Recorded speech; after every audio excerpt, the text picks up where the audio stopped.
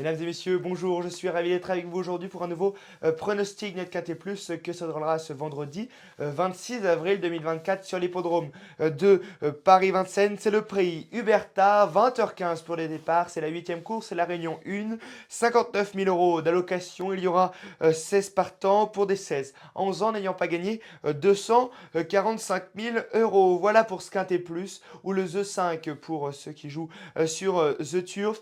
On passe tout de suite à mon pronostic. Mon favori sera le numéro 5, Être d'Ourville. Il a été un petit peu décevant pour moi dernièrement à Argentan où il partait en tête, où il a pu rapidement prendre la tête de l'épreuve, mais il n'a pas refait sa vraie valeur dont il avait gagné le 22 mars à Vincennes en 1-12-2 sur le parcours. C'est pour ça que je le mets en tête, car on se rappelle que le 22 mars, il avait gagné en dur sur ce parcours en 1-12-2. C'est le deuxième meilleur chrono de la course. Voilà, il avait gagné son quintet.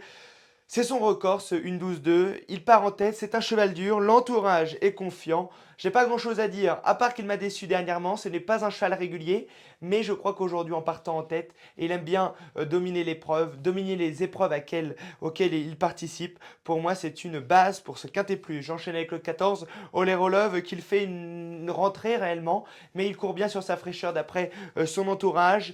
Il n'est sans doute pas à 100%, mais il a été préparé pour cette course. On connaît les Garato, quand c'est une rentrée, faut jamais les éliminer. Moi, je l'ai mis assez haut car c'est le cheval de classe de la course. On se rappelle qu'il avait gagné le trophée vert, la finale du trophée vert l'année dernière à Caen. C'était un groupe 3. Il peut jouer un premier rôle avec Romain Hu, son partenaire qui le connaît très bien. Il rend 25 mètres, mais il en est capable. J'enchaîne avec le 14, Gims Duplessis, pardon. Il a été décevant dernièrement à Vincennes, mais il faut le reprendre. Eric Raffin sera au sulky, sera une nouvelle fois déféré des 4 pieds. C'est un cheval qui met son cœur sur la piste, c'est un très bon sprinter, même des fois on l'a déjà vu mener les épreuves auxquelles il participe. Aujourd'hui, je crois qu'il va courir caché et faire la ligne droite, car il a été quand même très décevant dernièrement, mais je le reprends car on sait que c'est un cheval régulier de base. Eric Raffin, Philippe Boutin, son mentor qui est un métronome.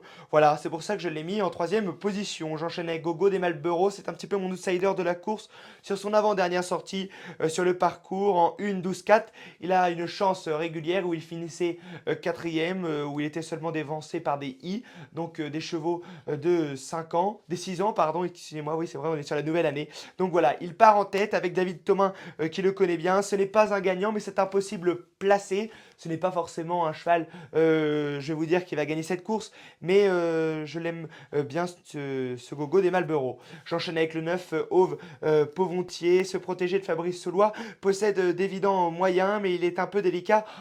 Ces derniers temps, il reste sur deux disqualifications sur l'hippodrome de Paris-Vincennes. Il n'était pas régulier dans ses allures. Ce serait une question de parcours, mais en classe pure, il peut réaliser une excellente performance. Durant le meeting, on l'a vu s'illustrer dans des lots bien supérieurs. Normalement, aujourd'hui, ça sera tout ou rien. Le 3, Galion, viendra ensuite dans ma sélection. Il a très bien couru pour sa rentrée à Montcanché où il finissait 5e. Il sera déféré des 4 pieds. Il part en tête. Il peut largement se placer dans ce quintet. C'est une base, se protéger de la famille de Jésus qui sera associée à Esteban qui le connaît très bien. Le 12, Golteria, elle n'a jamais pu s'exprimer en dernier lieu. C'est un petit peu la note de la course. Sur le parcours, elle était enfermée avec d'évidentes ressources. C'était le 12 avril. Si elle a le bon parcours, elle peut prendre une part active à l'arrivée avec Gabi Gelormini qui sera associée. Voilà, ce 12 Golteria, je vous dis de vous en méfier car elle peut être dans le KT à une belle cote comme Gogo des Malboro. Et je finis mon pronostic avec le 1, Hardy Krone. C'est un cheval qui revient du Monté où il a réalisé de belles performances. Il part en tête avec Johan Le Bourgeois. S'il est sage, il peut très bien réaliser une excellente performance. Je le crois capable aujourd'hui d'être dans les 5 premiers. Je ne le vois pas gagner, même si certains, je l'ai vu, l'ont mis en tête de leur ticket.